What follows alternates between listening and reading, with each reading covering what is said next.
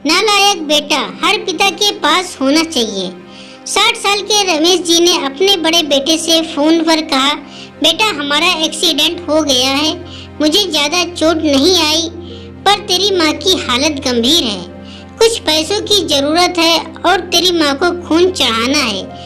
उनके बड़े इंजीनियर बेटे ने जवाब दिया, पापा मैं बहुत व्यस्त हूँ, आजकल मैं नहीं आ सकता, मुझे विदेश में नौकरी का पैकेज मिला है तो उसी की तैयारी कर रहा हूँ।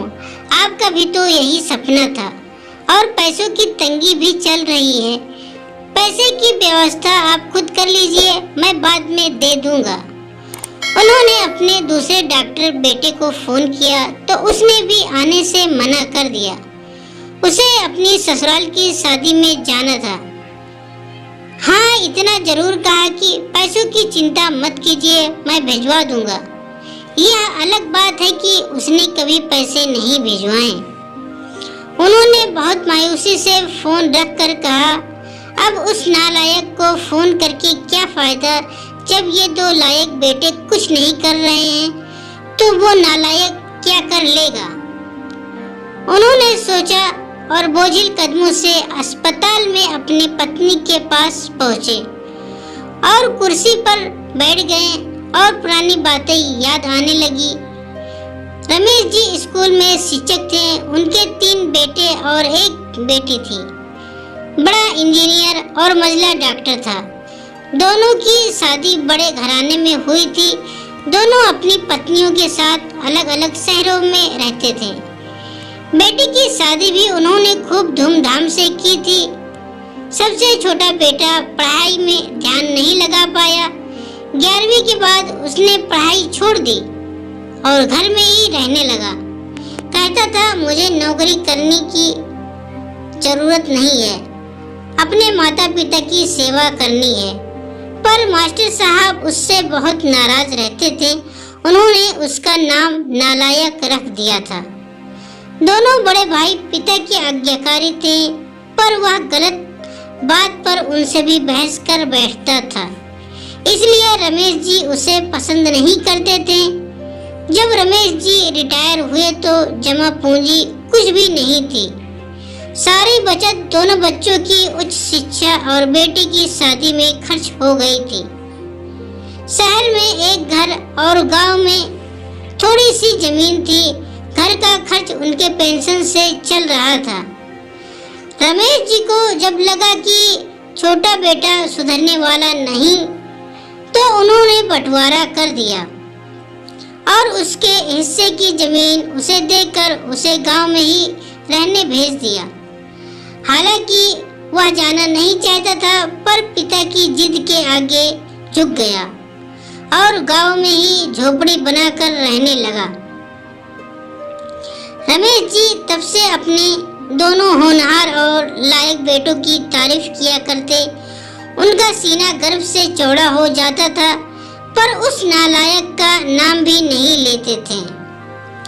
2 दिन पहले दोनों पति पत्नी का एक्सीडेंट हो गया था।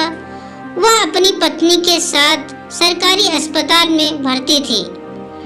डॉक्टर ने उनकी पत्नी को ऑपरेशन करने को कहा था। पापा पापा की आवाज सुनी तो देखा सामने वही नालायक खड़ा था। उन्होंने गुस्से से मुंह फेर लिया, पर उसने पापा के पैर छुए और रोते हुए बोला, पापा आपने इस नालायक को क्यों नहीं बताया, पर मैंने भी आप लोगों पर जासूस छोड़ रखे हैं, खबर मिलते ही भागा आया हूँ। पापा के विरोध के बावजूद उसने उनको एक बड़े अस्पताल में भर्ती कराया, माँ का ऑपरेशन कराया, अपना खून दिया, दिन रात उनकी सेवा में लगा रहता और एक दिन वह गायब हो गया। वह उसके बारे में फिर बुरा सोचने लगे थे कि तीसरे दिन वह वापस आ गया। महीने भर में ही माँ एकदम ठीक ठाक हो गई। वह अस्पताल से छुट्टी लेकर उन लोगों को घर ले आया। रमेश जी के पूछने पर बता दिया कि खैराती अस्पताल था, पैसे नहीं लगे थे। घर में नौकरानी थी। वह उन लोगों को छोड़कर वापस गांव चला गया। धीरे धीरे सब कुछ सामान्य हो गया। एक दिन यूं ही उनके मन में आया कि उस नालायक की खबर ली जाए। दोनों जब गांव के खेत पर पहुंचे तो झोपड़ी में ताला देखकर चौंके। उनके खेत में काम कर रहे आदमी से पूछा तो उसने कहा, यह खेत अब मेरे हैं। क्या? पर यह खेत तो? उन्हें बहुत आश्चर्य हुआ। उस आदमी ने कहा, हाँ, उसकी माँ की तबीयत बहुत खराब थी, उसके पास पैसे नहीं थे तो उसने अपने सारे खेत बेच दिए। वह रोजी रोटी की तलाश में दूसरे शहर चला गया है। बस यह झोपड़ी उसके पास रह गई है। ये रही उसकी चाबी। वो झोपड़ी में दाखिल हुए तो बस उस नालायक की याद आ गई। टेबल पर पड़ा लिफाफा खोलकर देखा तो उसमें रखा अस्पताल का 9 लाख का बिल उनको मुंह चढ़ाने लगा। उन्होंने अपनी पत्नी से कहा, पालकी, तुम्हारा बेटा नालायक तो था ही, झूठा भी है। अचानक उनकी आंखों से आंसू गिरने लगे और वह जोर से चिल्लाई, तू कहाँ चला गया नालायक? अपने पापा को छोड़कर एक बार वापस आ जा, फिर मैं तुझे कहीं नहीं जाने दूंगा। उनकी पत्नी के आंसू भी बह जा रहे थे और रमेश जी को इंतजार था अपने नालायक बेटे को अपने गले से लगाने का। सचमुच बहुत नालायक था वो। दोस्तों, हम आशा करते हैं कि आपको नालायक बेटे की कहानी सुनकर जरूर अच्छी लगी होगी और कृपया करके इन कहानियों को आप अपने दोस्तों और परिवार वालों के साथ शेयर जरूर करें। अगर आपको ये कहानी अच्छी लगी तो हमारे चैनल को लाइक और सब्सक्राइब जरूर करें।